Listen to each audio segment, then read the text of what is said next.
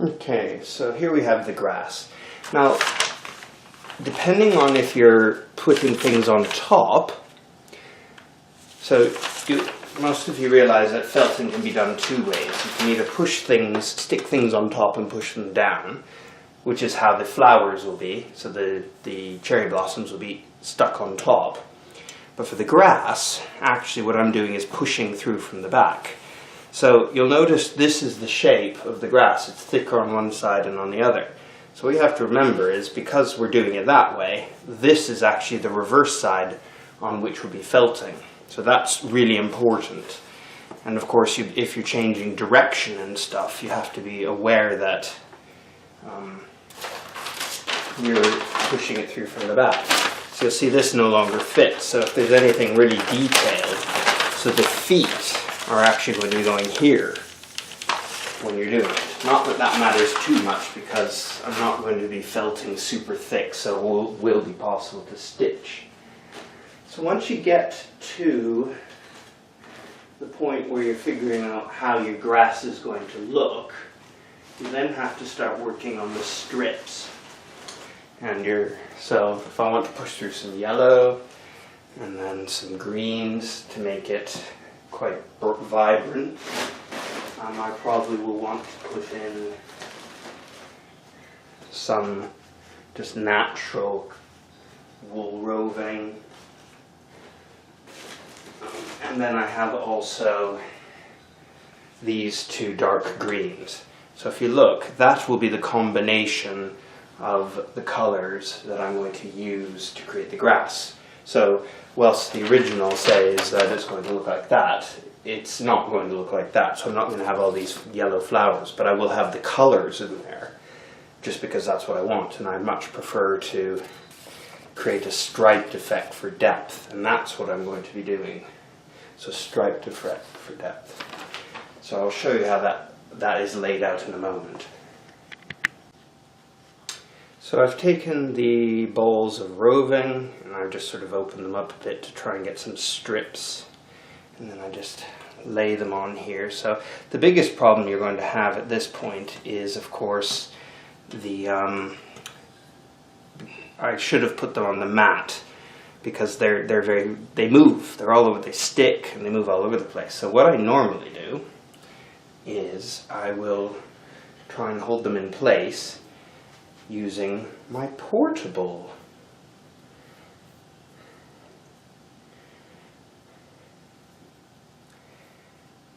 needle felting machine, and I shall show you that in a moment. So you get the idea, you can get some depth here, and I'll keep going. So what we have, I've put my handy dandy trusty mat out, and this is one that I made myself. And actually what you'll find is, if you look carefully, you'll see the blue. So that's foam in there. And I've just got it covered in some batting, and so I iron on this, I do everything on this, but this is only a temporary fix. What you can see here is, I don't want these stripes too vicious, so you just sort of gradually, because I bought this loose wool roving from Michaels, I can just pick it apart like that. It comes apart, and you can get a really nice effect just shoving it in randomly. So it's just not a precise thing, but you can imagine it'd be a little challenge. So you can either use tooling to hold this in place while you get it on the machine, or you can do a temporary fix like what I'm going to show you now.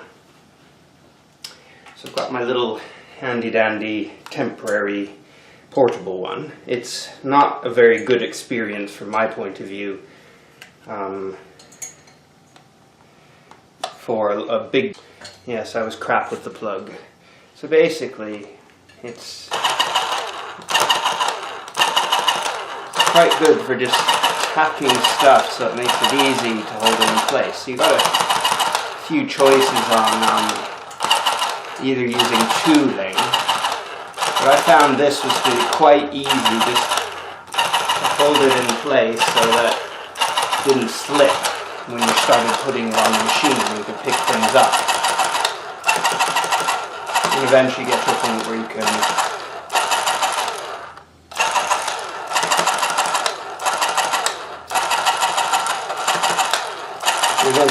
tack down to a point you can actually start moving along.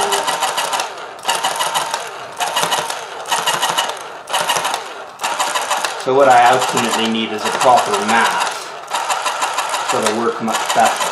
But it works well enough for now, just to show holding in place. Okay, so you can see the little red light. That's what I was trying to find before. Actually, you know, it shows up. That's weird. It's very red, but on the camera it's showing up as a white light. So now I've got some natural roving to throw in on top of here.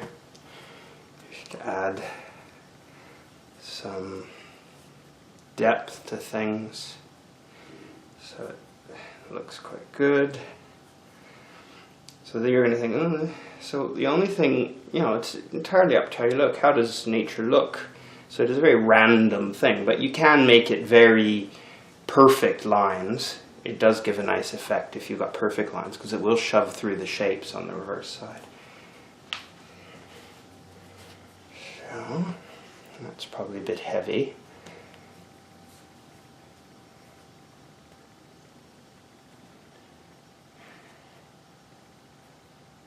Okay. Got that.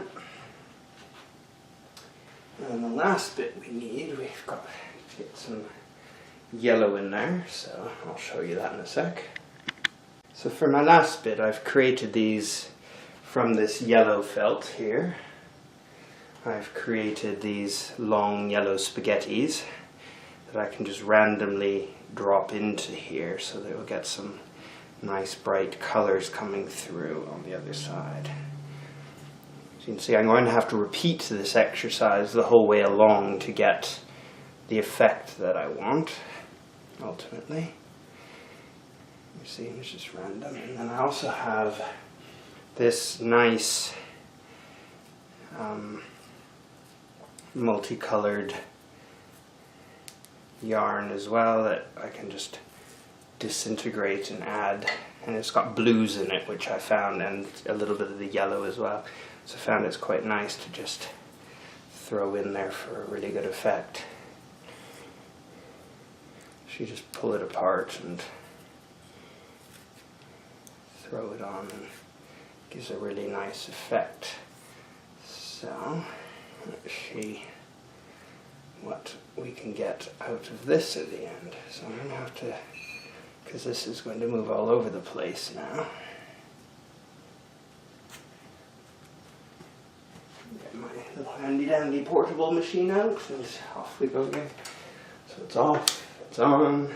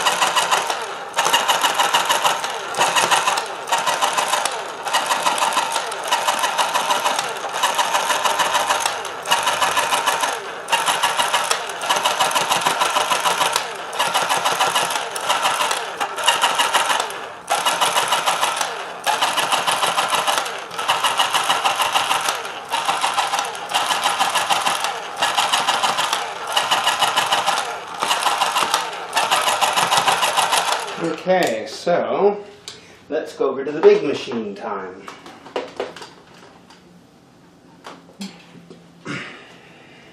So here we are on the big machine, and because we have quite a thick starter, even though it's been punched, oops, let's get the needles up, then it'll go sneak under without any problem. So I found this is quite, so most important is just make sure everything's good to go. Yeah.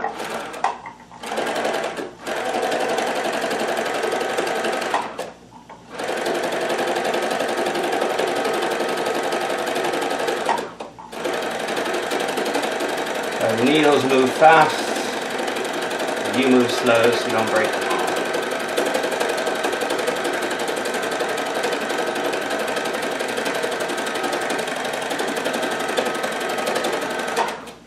the nice thing I actually do like about this machine is if you screw up the what appears like the feed dogs on top, this thing here, it actually raises this part up and down so you can get up under thick stuff. So it makes it a little easier when you're doing thick stuff like this until you get it flattened enough. Once it's flattened enough, then you can just screw it down a bit. You see how that goes up and down?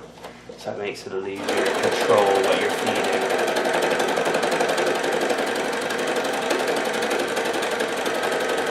I'm just going to do this for a while. Just punching everything down until I can actually go back and forth. So I follow it in the first instance to keep it tacked. And then after that, then I don't necessarily need to follow it as much. I can just randomly go over to punch it.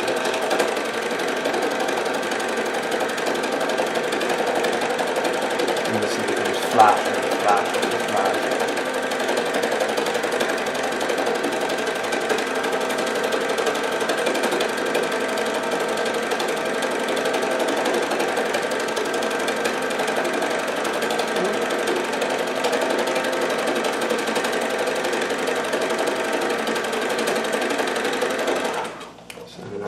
That up to get over that bit, and then we'll lower it down a bit.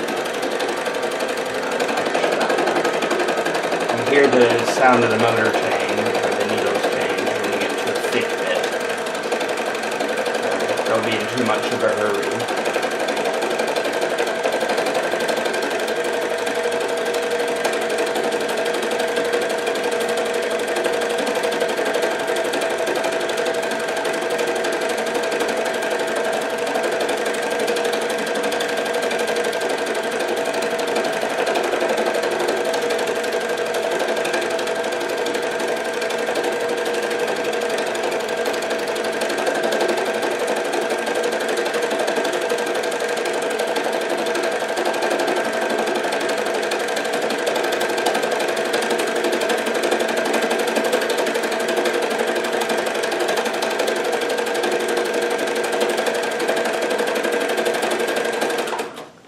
Take a look and see how we're getting on the other side. So you can see from the other side we're starting to get some nice texture. So I'm finding this a bit blurry today. I'm not sure if that'll work out better. So you can see we're starting to get the grass texture that'll look really cool once we're done. So it's like painting. So it looks really nice when you do it that way. And I'll show you some how that looks after.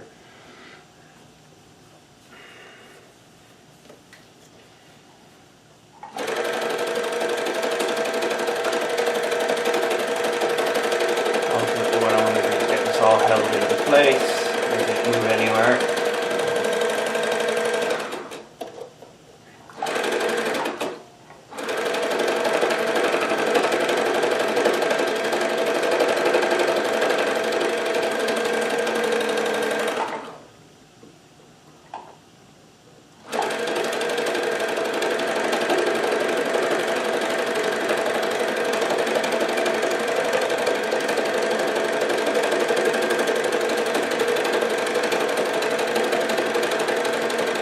Guard, you can't really hurt yourself, which is nice.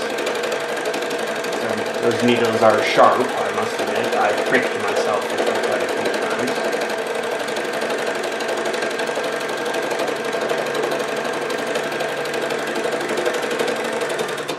And when you get stuff like this, you'll definitely want to screw that down.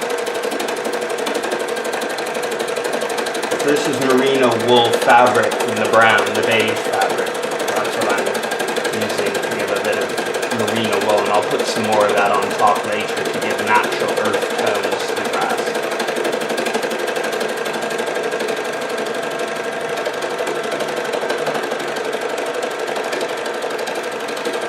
And you see eventually it all becomes super flat. I'll raise that back up again to get on this bit. And if you do need, there's nothing wrong with you turning it by hand to just punch it down if that makes it a little easier. There's no reason why not.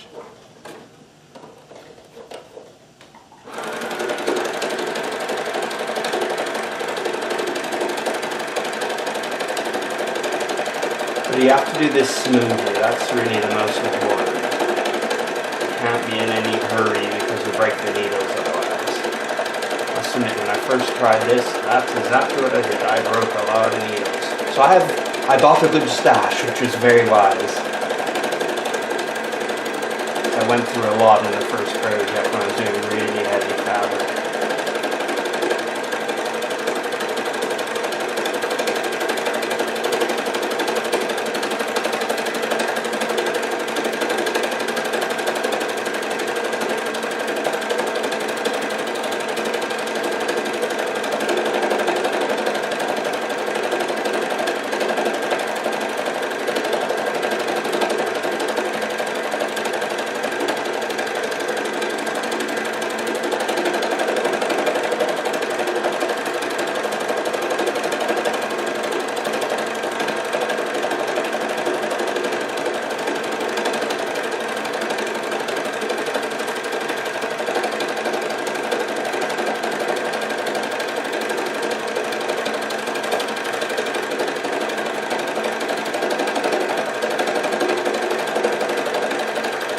So from my point of view, felting involves, to get the final result, it involves every technique you know.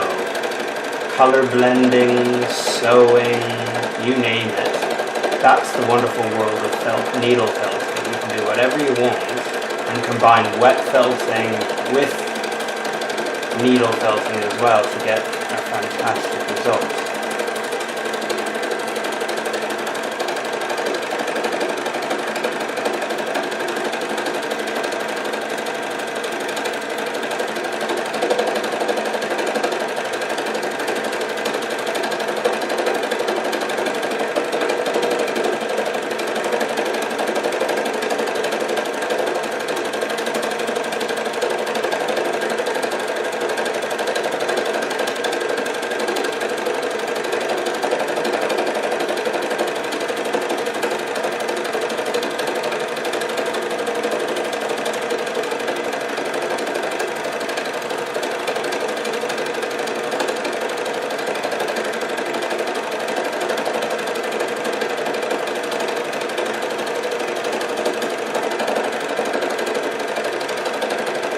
Another thing that's really nice about working with wool is it's really soft.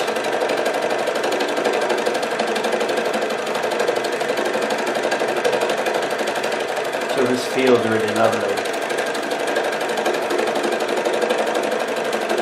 So depending on what you like, you could either have this as your grass, but I actually want the reverse side.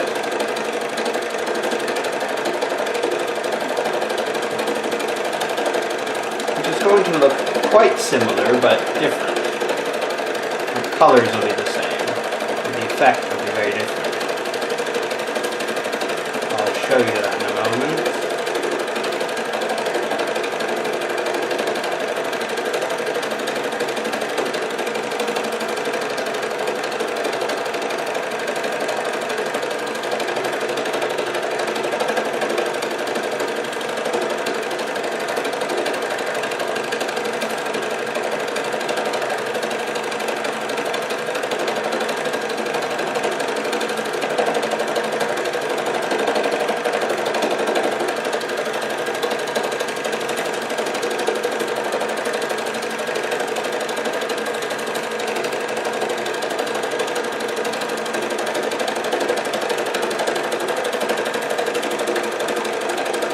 And we'll see if we've got enough pushed through, because that's the other thing you need to know is have you pushed through enough, or do you need to push through more?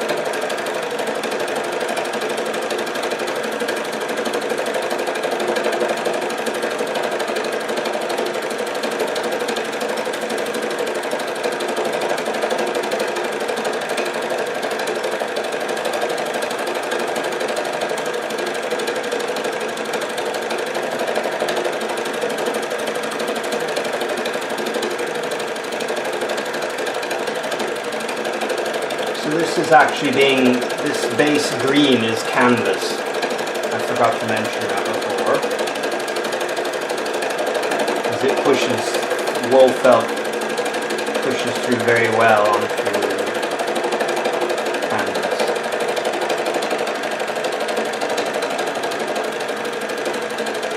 Okay, so let's take a look and see how this looks.